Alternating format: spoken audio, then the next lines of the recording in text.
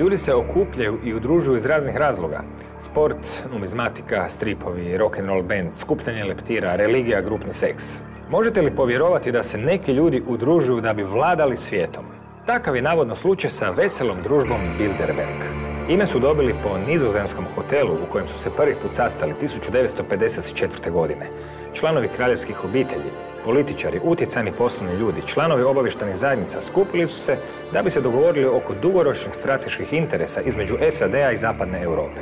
Tako je počela tradicija održavanja godišnjih konferencija. Svake godine skupina se sastaje u nekom drugom gradu, a uporni novinar Daniel Estulin posljednjih 15 godina proveo razotkrivajući tajne sastanke skupine Bilderberg. Estulinova knjiga Istinita priča o družbi Bilderberg postala je međunarodna uspješnica. U Španjolskoj je doživjela 13 izdanja, a objavljena je u 53 zemlje. Estulinovim riječima, bez obzira gdje se skupina Bilderberg odluči sastati, uvijek ću saznati o čemu će razgovarati, možete se kladiti u to. Pa kladimo se, mada nam to nije običaj ovdje, na rubu znanosti.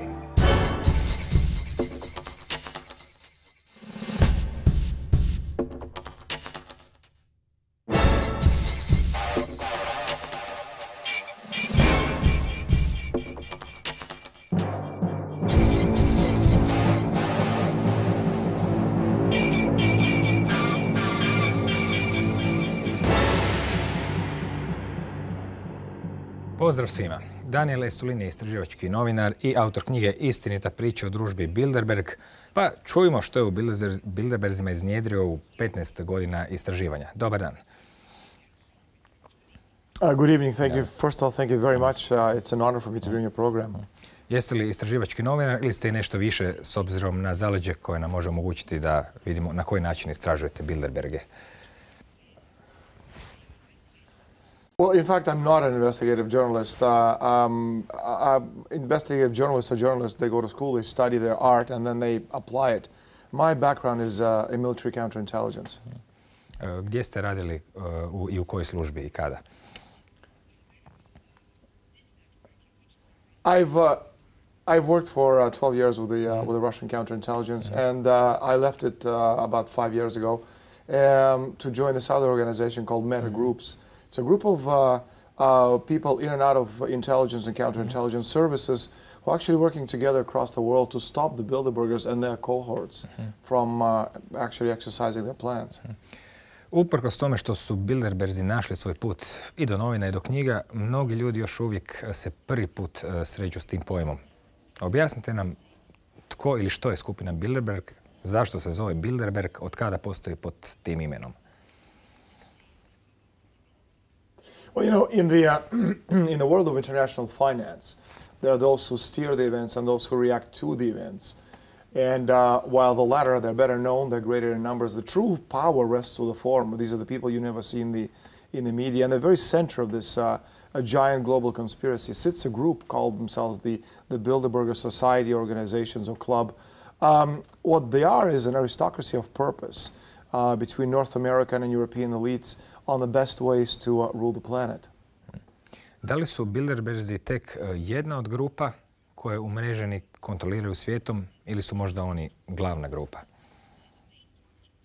Well, actually, they're not the main. They're a very important medium, and they are a medium because through them, a lot of organizations, especially financial and industry interests, meet to exercise their ideology. And that ideology is not one world government or new world order. So many people, unfortunately, especially in conspiracy circles, talk about the ideology of what these people represent is rather one world company limited, where literally one day corporations shall give orders to governments.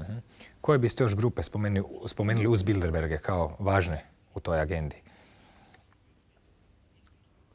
You can mention, obviously, aside from the Bilderbergers, which are more exclusive because they're the smaller in numbers of different known societies. Another one is the Council on Foreign Relations, which is an American version of the Bilderberger organization. Then you have the Trilateral Commission. But along with these three better known organizations, you have such groups as Nine Wise Men, you have the Cincinnati Club, then you have the think tanks, the foundations, the NGOs, the universities, and all of them are working together towards the same goal. Što se 1954. dogodilo i gdje? Što je započelo tradiciju sastanaka grupe Bilderberg? Gdje su se prvi put našli? Well, you see, the Bilderberg organization was founded by this group of people called Synergy International, who were really a Martinist occult secret society. Now, these Martinists, their roots go back to the 1780s, and they were founded as the counterattack to the achievements of the United States American Revolution. And again, it's a medium of bringing together interests of people who share, their common ideology of the world. And that ideology has nothing to do with, nation building. It is rather destruction, wholesale destruction of every nation-state republic on earth with all of its consequences. Koliko članova broji Družba Bilderberg danas? Koliko ljudi se okuplja na tim godišnjim sastancima? Well, since 1954, when they met for the first time in Oosterbeek in a hotel called the Bilderberg Hotel, which at the time was owned by the Dutch royal family, the number hasn't really changed. It was 67 at the beginning, and then it grew because the number of nations who participated in Bilderberg conferences grew. And now 120 to 130 people participate annually. Out of these, 1/3 of the delegates are from the United States, and the rest are from Europe. And smaller nations such as Denmark, Spain, Italy, Portugal, they get to bring 3 delegates, one a politician, one a business leader, and one a media representative. Larger nations such as France and Germany and the UK, they get to bring about 6 to 8 different participants. Another thing about Bilderberg is that before, it used to be a NATO alliance, Europe, United States, and Canada. That is until the fall of the Berlin Wall. And now it has also incorporated members from former Warsaw Alliance. Kakav je profil ljudi koji su članovi Bilderberga? Što su oni u svojim zemljama po zanimanju ili po položaju? Well, again, irrelevant of their position in their countries, what all of them share is an ideology, and that ideology is ideology of, it's an empire. What they're doing is creating an empire. That's what globalization is. That's what these multi-state unions are. It's just another word for an empire. And the empire these people are creating is an empire of money, an empire of usury, an empire which goes against the very basis of what classical culture has represented for the past 2,500 years. And again, individually, you have people who represent the left and the right and the center and the extreme left and the extreme right, and you have the labor is also represented within the organization. You have the most important business leaders there, multi-billionaires, key politicians, European commissioners. European royalty sits at this very big table with all these other members. And finally, they're joined by the leading representatives of international mainstream publications such as New York Times, Washington Post, Le Monde from France, Grupo Prisa from Spain. And that's one of the reasons we really haven't heard much about these powerful people in the mainstream press. Koliko sam uspio shvatiti, trudite se biti na svakoj tajnoj Bilderberškoj konferenciji, barem izvana s fotoaparatom u ruci. Je li to točno?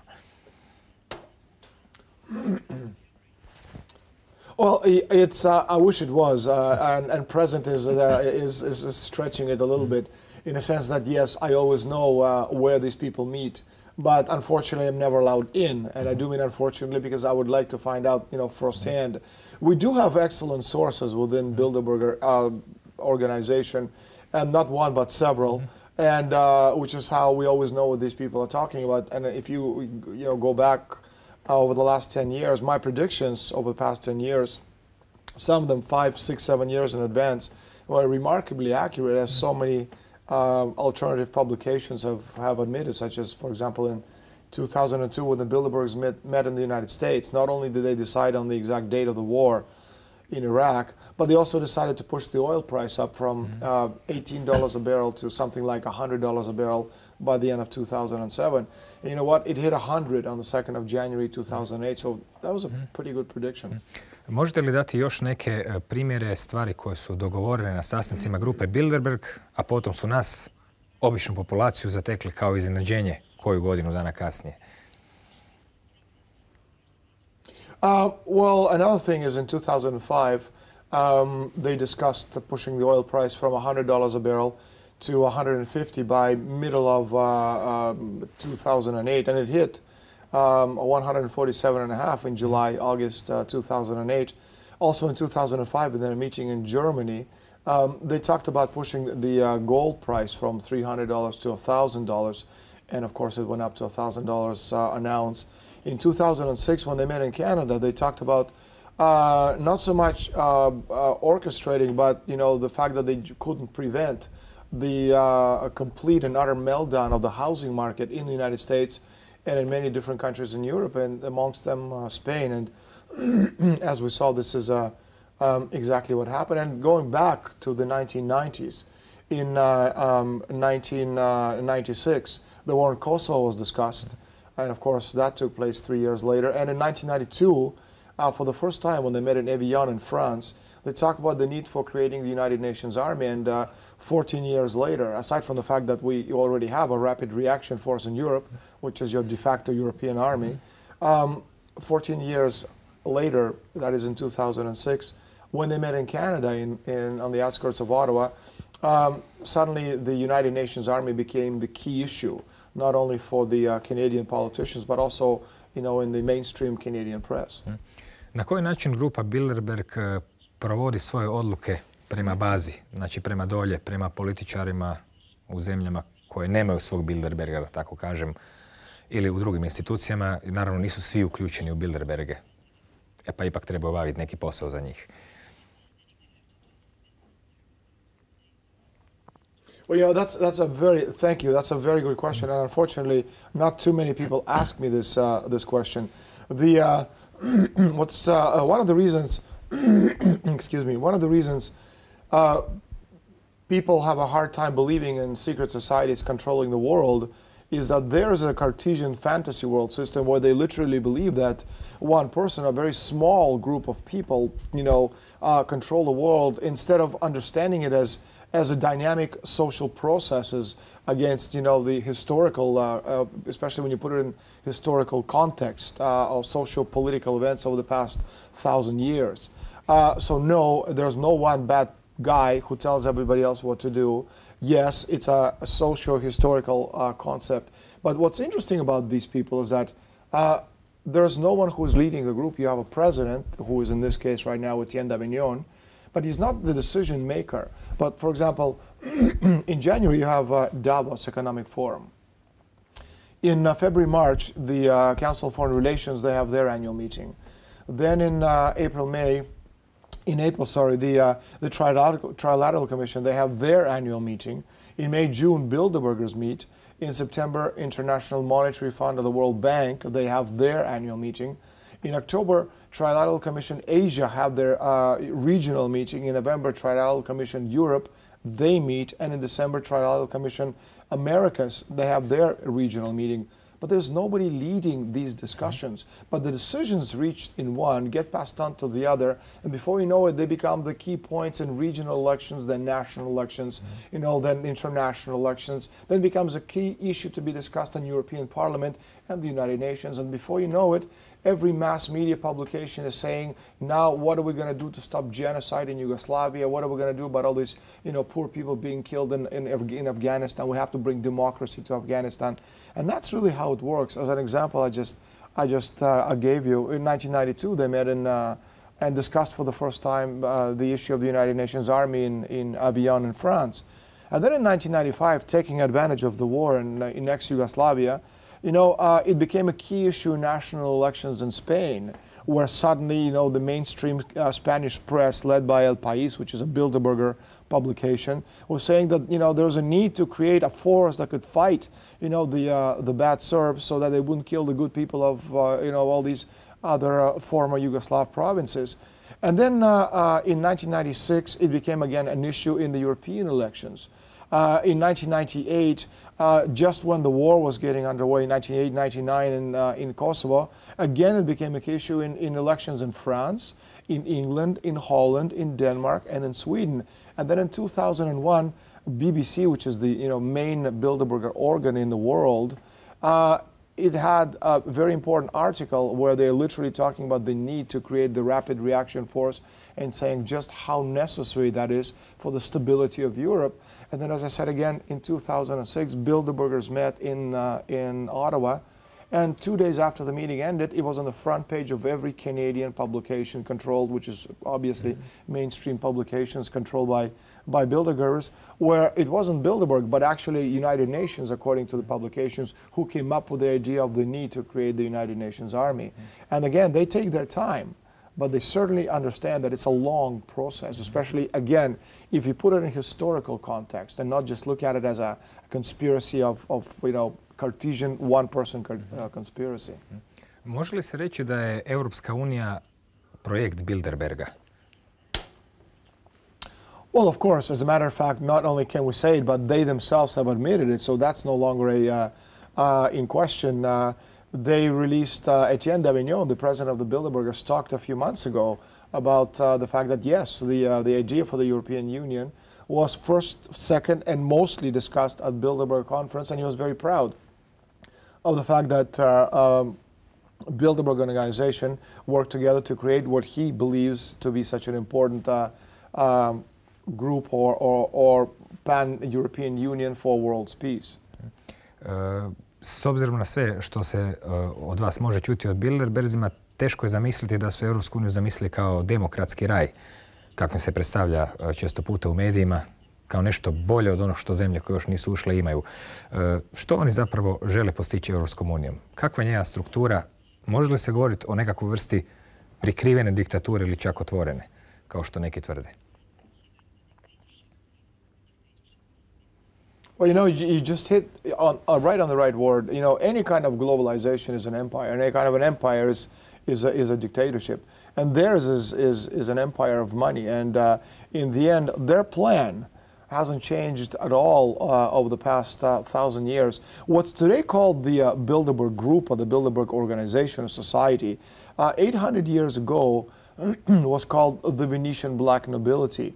And in fact, if you look historically, these are the same families over this very long span of time, and that's why I do mean historically. You can really see how the same families have been working towards the goal of control, and we're seeing it right now. European Union, you have the North American Union being created. African Union is already, ahead of North American Union in their plans.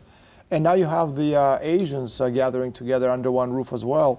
And again, the plan hasn't changed in all these years or centuries. It is the wholesale destruction of nation-state republics. And that is very important because, you see, nation-states, independent nation-states, have constitutions, flags, currencies, borders, their own monetary systems. And right now, what we have in Europe is we have this pan-European Union where nations are no longer allowed to feed their own citizens. They don't have their own monetary policy. It's controlled by the same people whose idea to destroy every nation state on earth. And obviously, my advice to Croatia is, please, whatever you do, think twice before you decide becoming third-rate citizens in this global dictatorship. Kada se priča o uništenju nacionalnih država, što je danas stvarnost s obzirom da se želi stvoriti jedna nadnacionalna država iz svega što se vidi, kako se taj koncept uklapa u vrijeme od prije 700, 800 ili 600 godina? Kada još nije ni bilo pravih nacionalnih država. Zbog čega ih je prvo trebalo stvarati da bi ih se potom uništavalo? Well, what we're doing right now, I'm not sure if you're referring to former Yugoslavia, or you're referring to ja govorim o jednom srednjovjekovnom svijetu, puno malih kraljevina, bez pravih nacija, kad ljudi čak i nisu svjesni svog nacionalnog identiteta, a države su tek kraljevine i tek će nastati od njih nacionalne države. You see, the whole concept of nation-state republics was born as a result of a meeting, a council, which was held in 1439, 1440, which was called then the Council of Florence. And this Council of Florence was the temporary merger of the Eastern and Western rites of the Christian Church. And it was led by brilliant people such as future Pope Pio II. And to me, the most brilliant person in the history of the last 600 years, Cardinal Nicholas of Cussat. And as a result of that Council of Florence, first nation-state republic was born in Europe and France with Louis XI, and then in England, which followed suit with Henry VII. And what we got with the nation-state republics is we got a constitution later in the United States, natural law, general welfare. And, you know, the idea of general welfare, a lot of people understand it as a welfare state, you know, some big fat guy sitting at home watching television, eating pizza, collecting unemployment benefits. But, you know, the whole idea of what general welfare represents, it's, you know, it is immortality of the planet, of the humans. What is the responsibility of governments to its citizens? To provide for future generations. And that is what general welfare means, especially as it's written in the preamble to the Constitution of the United States. And that's what these people have been trying to destroy, you know, the idea of welfare where the states, you know, provide as a higher goal and higher objective for its citizens. And that's what immortality is, you know, assuring the, you know, the survival of the human species. And that's, you know, that's the empire of the soul and of the mind. Of course, the empire of the money, which is what Bilderberg is, they don't need all these people. And another objective reached through nation-state republics is, for the first time in France, because it was an impetus given by the people to the government to continue on the road to scientific developments and progress. And as a result of that, France, back then, began winning square kilometers of space against nature. And that changed, that revolutionized the whole world. We, the people, started growing as people. That's called progress and development. And that has given us wealth. And as Leibniz discovered 200 years ago, progress and development is directly proportional to population density. The more developed we are as nations, the more developed we are as the world, the wealthier we are, the more people live on the planet.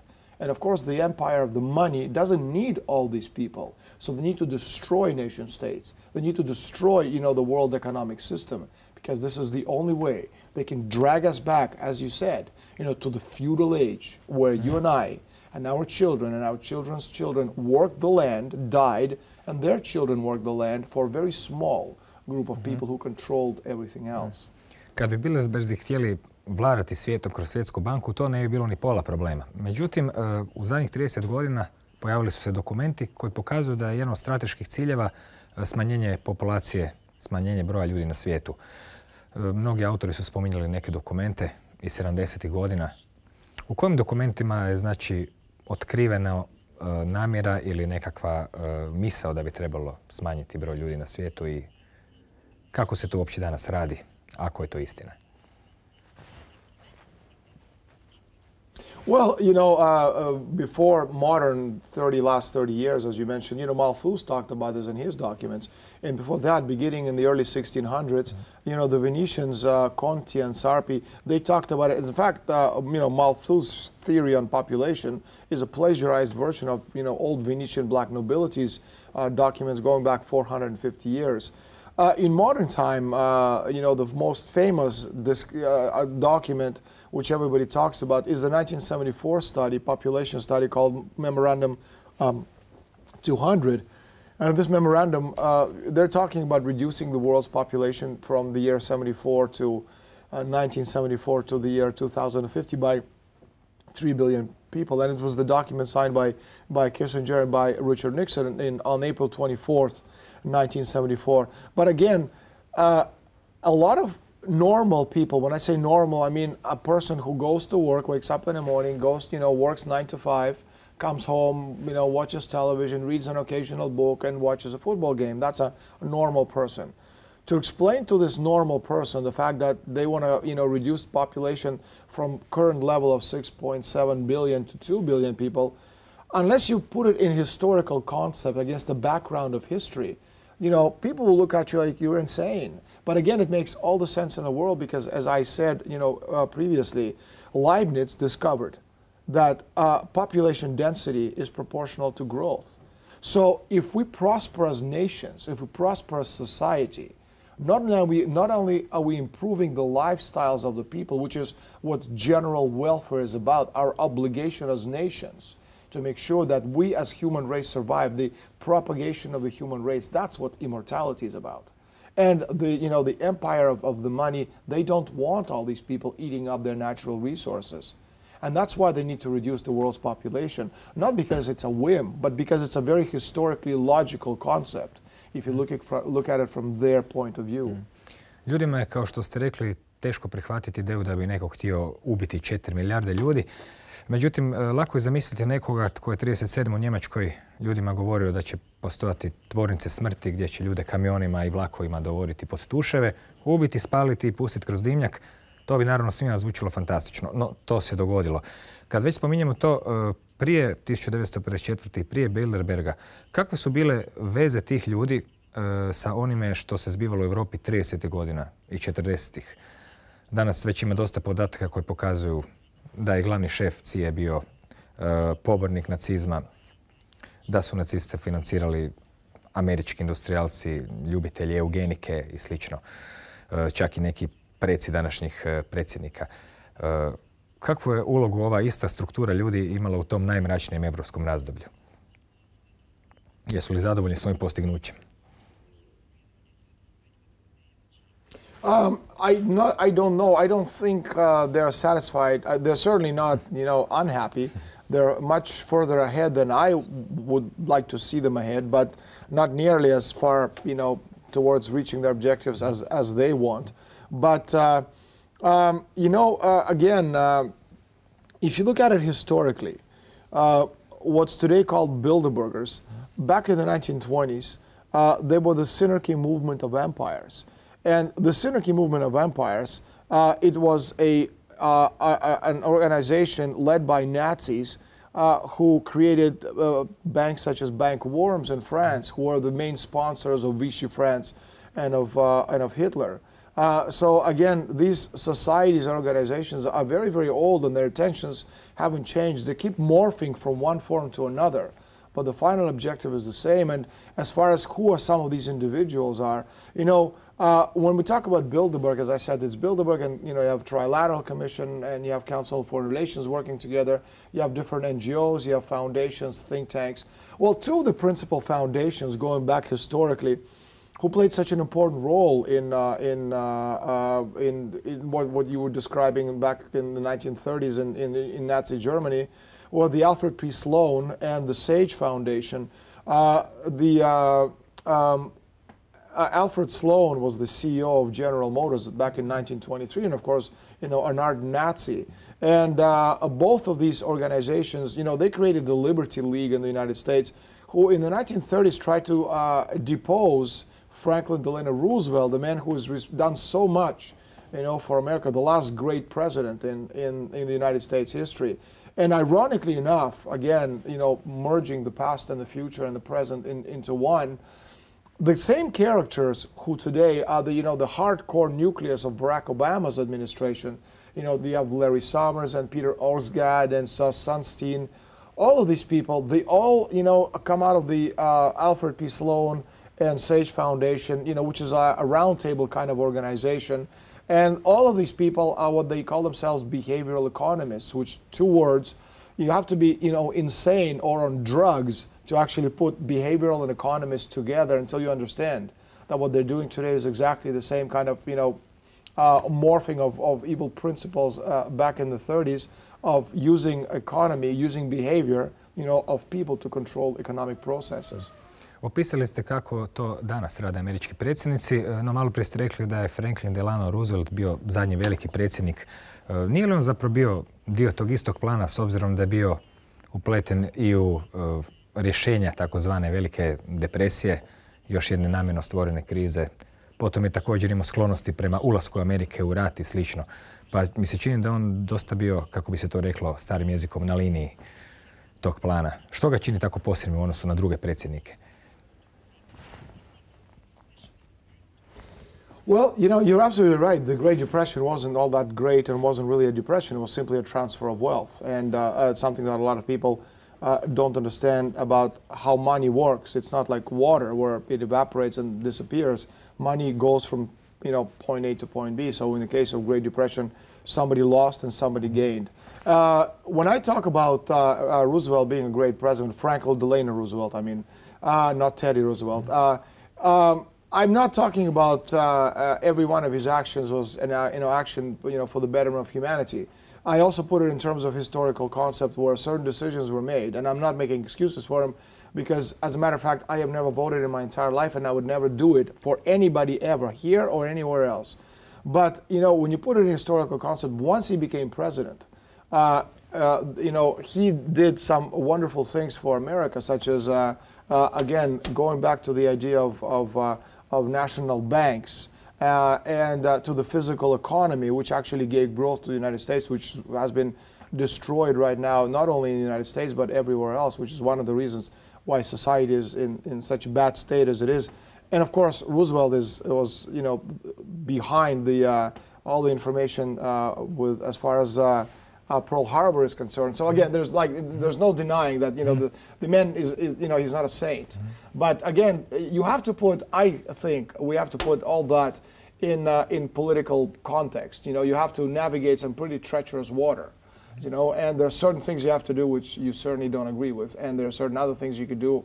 And I think he did enough good things to be warranted a great president. Mm-hmm. And another great president, you could also say Kennedy, but he certainly didn't live long enough, to warrant this. Za njega vjerujem da bi veliki predsjednik, recimo zato jer je ubijen, pa eto, tako bi se recimo postupalo s nekim ko ne pleše u taktu. Kad smo već kod američkih predsjednika, postoji nešto što se zove Loganov zakon. Taj Loganov zakon ima velike veze s američkim sudjelovanjem na sastancima grupe Bilderberg. Objasnite nam kakav je to zakon i tko ga i kako krši. Yeah, you're absolutely right.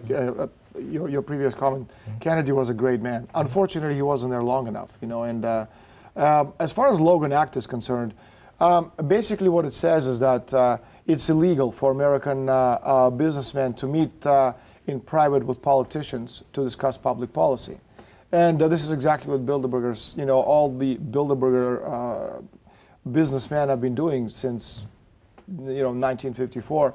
But flaunting a Logan Act, again, putting it in context, it's really not that important because, politicians do illegal things all the time. And I wish it was only, as bad as somebody trying to make a little bit of money on the side. Unfortunately, it's a far, greater evil. But that said, very few people who attend Bilderberg actually understand what's behind their final objectives. In other words, just because someone is invited to a Bilderberg conference doesn't mean that they understand what the final objectives are. These objectives are not revealed to anybody. These are very powerful groups of people who've been meeting for many, many, many years. And again, it's just a medium of bringing all these interests together. But it's a very dynamic system. It changes with the times. It absorbs and new parts while it excretes the remaining of old dead decrepit companies like Arthur Andersen or Enron. Members come and go, but the system, it doesn't change. It's a self-perpetuating system, a virtual spider web of financial, political, military, and industrial interests with a Venetian ultramontane model at the center. But again, out of all these people who attend, most of them only know that they're breaking the law by attending because of the Logan Act. Mm-hmm. They don't understand that there's a objective of destroying the world as we understand the world for good of a very small group of people. That I think is also in fairness to most of these people. Je li točno da svoje mandate predsjednici nekih najvećih zemalja svijeta dobivaju upravo na sastancima grupe Bilderberg? I ako da, kako je to bilo s nekim od aktualnih vodećih ljudi u svijetu? Well, I think the most telling example is Bill Clinton, who attended back in 1991. I should mention that sitting presidents, meaning presidents who are in office, never attend Bilderberg simply because every second of their time is accounted for. But they're represented by others in the government. And the people who attend Bilderberg meetings, they don't attend as individuals. They attend as representatives of a government or some organization. As far as Clinton, he came in 1991, and David Rockefeller took him aside, and he asked him, you know, how he felt about NAFTA, the North American Free Trade Agreement, which was signed on October 3rd, 1987 in Washington. And Clinton had, you know, at the time he was just a lowly governor of Arkansas, and he was making $35,000 a year, which, you know, compared to what David Rockefeller makes a year, you know, makes you wonder what was he doing there. Možda ima mali fuš u švercanju droge, ali to je druga priča. Well, he did, but that's not why he attended Bilderberg, you know. It's David Rockefeller said to him, you know, do you know what NAFTA is? And Clinton said, well, no, I have no idea. So Rockefeller sat him down, and he gave him a master class on what North American Free Trade Agreement was. And then he asked him, you know, if you were president, would you support it? And he said, well, is it important to you, David? And Rockefeller said, you know, it's very, very important to me. And Clinton said, well, you know, of course. And so Rockefeller stretched his arm and said, you know, thank you, Mr. President. You know, it's a story. It's a funny story, and it's almost an anecdote. But the fact is that next year, you know, the following year, 1992, he was elected president. And another example is Barack Obama. He attended in 2008 along with Hillary Clinton. You know, that famous episode where, you know, the reporters were on the airplane and suddenly Barack Obama wasn't there. He just kind of disappeared, and then he, you know, appeared at the Bilderberg conference in Chantilly.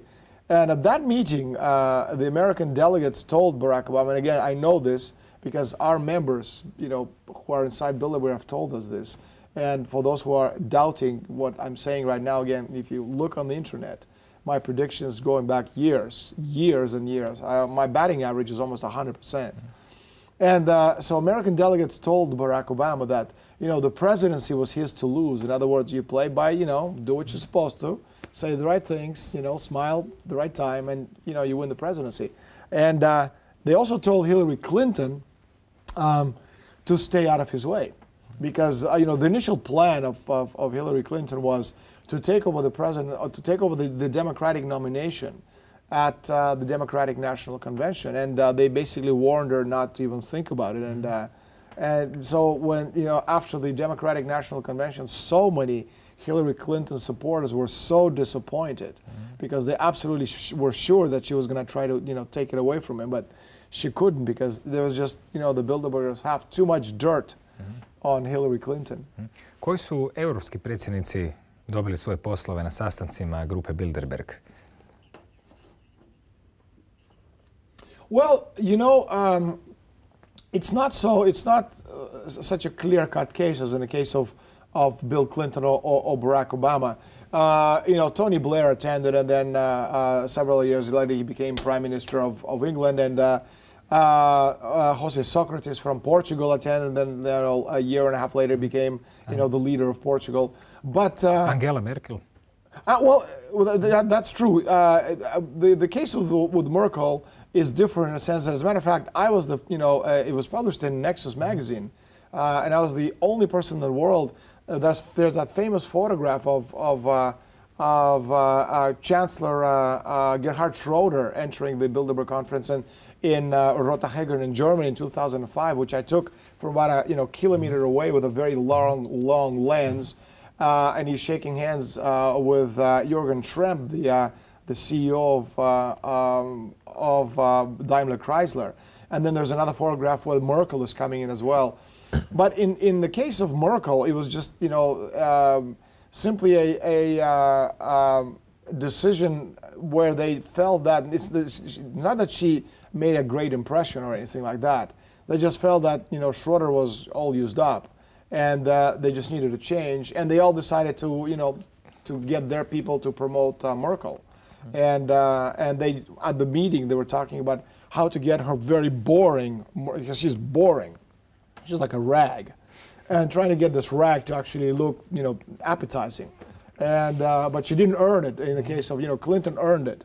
You know, Barack Obama did his thing, and I think the best case of somebody earning it and not getting it, but it's not because of Bilderberg, because it just, you know, they just couldn't do it, is a case of John Edwards, who was the vice presidential candidate on the Democratic ticket with John Kerry.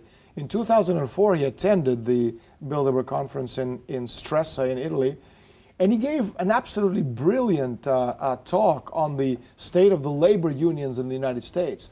And Bilderbergers, they were so impressed with his eloquence that breaking, protocol, which is a very important thing to Bilderberg, they all got up and they all, clapped, in recognition of his great speech. And then Henry Kissinger literally, walked out of the room, picked up the telephone, his cell phone, and called John Kerry, and he said, "John, I think we found your vice presidential candidate." And again, you may not believe a story. It may sound like a tall story. But the fact is that when my photographs of John Edwards appeared in the alternative press in the United States, New York Times immediately published an article on page 12 of their edition, recognizing and admitting that, well, might John Edwards, being selected, chosen because of, a great performance. And, of course, they made it look like, he was a great leader. But in fact, they just had to diffuse the situation and because of, my coverage of their conference. Spomenuli ste da se u toj vrlo dinamičnoj grupi sve mijenja, osim plana, ljudi se mijenjaju, taktike, čak ponekad strategije. Međutim, još nešto se ne mijenja. Često puta, dugi niz desetljeća, dakle, tu se pojavljuju ista imena, konkretno mislim na Rockefellere i Rothschilde. Jesu li ta imena doista toliko važna i bitna u kontekstu plana za dominacijom i vlašću nad svijetom i same grupe Bilderberg? They are important to a certain level. They're a lot less important than most people realize. The fact that, people know their names makes them a lot less important than we think. Because, I think it's not very logical to think that normal people who have a normal job in a factory or as a teacher would know the names of the most powerful people in the world. And considering the fact that the Rockefeller wealth, it only goes back 150 years, and the Rothschilds' wealth goes back 250 years, which in historical terms is not very much, considering also that their wealth is measured in $50 billion, $100 billion, no more, because according to Forbes magazine, the guy who has the most money in the world is Warren Buffett or Bill Gates. In fact, the really powerful families, the really wealthy families historically, I'm talking about 1,000-year wealth, their wealth is measured in trillions and quadrillions of dollars. Now, when I say quadrillions, I'm not just throwing a very large number with lots of zeros at you to impress you. In fact, I have a document which we will publish in my new book, The Shadow Masters. And it's an extract of a bank account from Baron Krupp, K-R-U-P-P. These are, 19th century German industrialists and arms merchants. Well, this one bank extract has $112 trillion. Considering that you and I have more than one bank account, we may only have $10 in the bank account, but we have more than one. I would think that, the Krupps would also have more than one. And if one account has $112 trillion, you can only imagine how much money these people have. And as far as the names are concerned, I discovered after spending 2.5 years researching in the National Library in Florence, which is one of the most important centers in the world for old research, that the two of the more, not the most, but two of the more powerful families in the world are, one of the Savoys. Most people may know the name because of the Hotel Savoy. But another name, and this is a name that I think very few people who are not initiated would know, is the Frescobaldi. And their wealth is measured in hundreds of quadrillions of dollars. And when I say it again, I don't just throw a number at you. Pretpostavljam da ni engleska kraljevska obitelj nije među najsiromašnijima. Well, in fact, the Queen of England is out of the better-known people to the general population. She is far wealthier than the Rockefellers and the Rothschilds. And although periodically we hear that the Queen has $3 billion, in fact, that I think she probably has $3 billion, in her purse. In coins. in coins, exactly, because again, the Queen of England, Elizabeth II, her roots are German, but her roots are also Venetian because, as I have discovered, she goes back to the very, very powerful Venetian black nobility family of Marqués de Este de Venezia. And these are the nobles, whose roots go back again about 800 years. So you can say that, she is certainly today the most powerful woman person in the world, and certainly the wealthiest out of the known individuals. To je dugo vremena za štednju. Sve ove detalje i puno više njih, naravno, pišete u svojoj knjizi Istinita priča o družbi Bilderberg.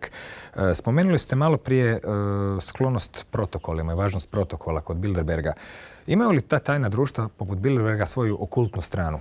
Znači, neku koja je sklona ritualima, mističnom pogledu na svijet i slično? Well, as I said,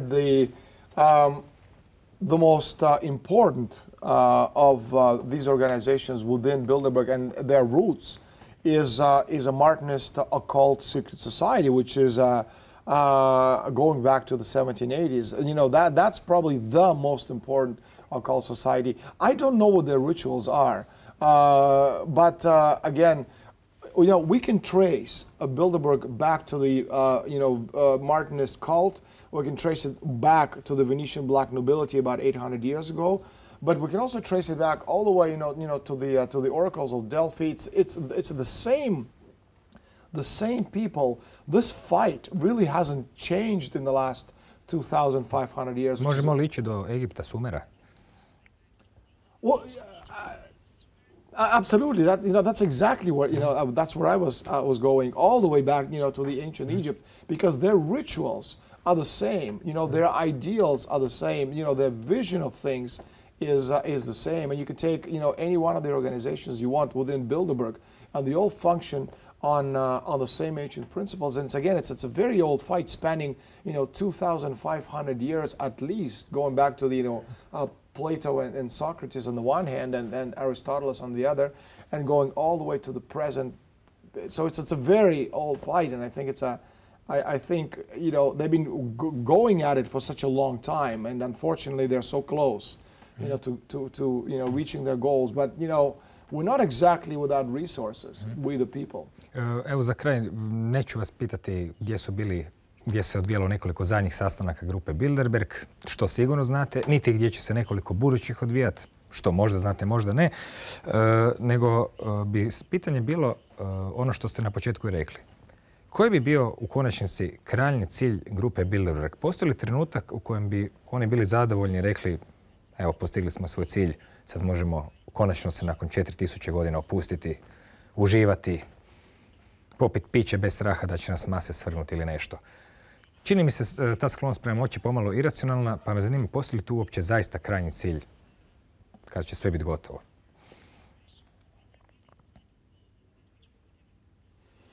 Well, it's absolutely rational if you're a normal human being. If you're degenerate, as they are degenerates, we cannot understand why somebody would want to control the sun, the air, the wind, the water. We can't understand that.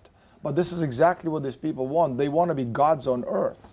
And to us, that's degeneracy. But in order for them to be gods on earth, they must destroy us. But what they don't understand, is the planet's progress and greatness and immortality is measured by the minds of the people.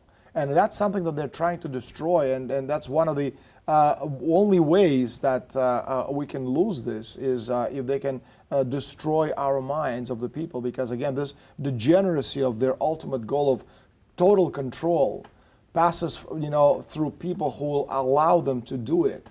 And before the show, we're talking about Croatia, and I was very disturbed to hear what you had to say about, them lowering the percentage of votes that would require to enter the European community. And, my advice, to Croatia, and, I hope, country listens. don't join European communities, stay free, independent nation with your own monetary system, where a country can feed its own citizens and decide its own future. Being in Europe only leads to destruction, as I can tell you from experiences in France, in Spain, in Portugal. Greece is about to default and become, fourth world status nation. Is that what Croatia wants as well? Hvala vam na gostovanju i do neke sljedeće prilike. Želim vam puno uspjeha i u vašem filmu za koji se radi po knjizi i s vašom knjigom Istinita priča o Družbi Bilderberg i novim knjigama i do neke sljedeće prilike. Thank you for having me. It's been a pleasure. Hvala i vama na pažnji. Postoji stara izreka da se kočijaši mijenjaju, a konji ostaju isti. S obzirom na sve, čini se da izreka nije potpuno točna. Čini se zapravo da su i kočijaši uvijek isti. U tom slučaju nema zapravo druge nego da konji nešto promijene. Doviđenja.